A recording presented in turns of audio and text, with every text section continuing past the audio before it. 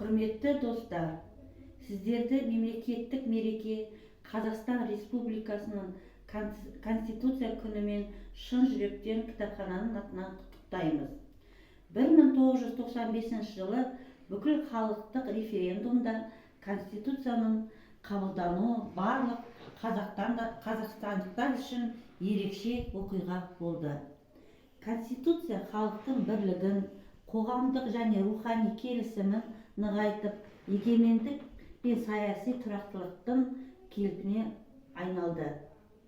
Құрметті достар, бүгін Конституция күнімен шын жүректен кітапхананың атынан құттықтаймыз.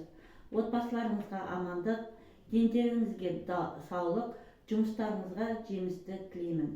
Қазақстанымыз гүлдене берсін. Қалқаман Сарин ата заңым.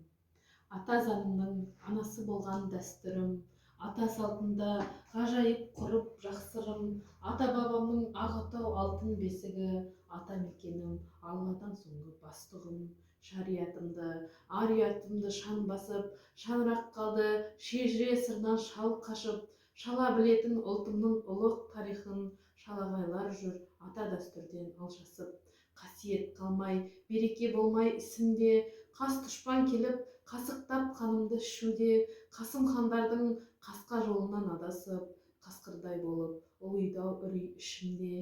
Есімнен қалған, елді адастырмас ескі жолы, есімдегі әлән, елімай емес естілер, есіктен қарап, қаламасын қайран қазағым, есілге қонған, есіл ерлерім есті болып. Тәуелсіздіктің жолында кеше мың өлдік, тәубасын айтып, тәңірге бүгін жүрер жұрт, тәуекел етіп, жеті жұртымның қамын жеп, тәукедей сірә жасайтын кім бар бір ерлік, залалы тимей, заманды мынау кім күштер, заңғар таулардай болалар мекен білгіштер, заманалардан қазақтың заңы дәстүр ғой,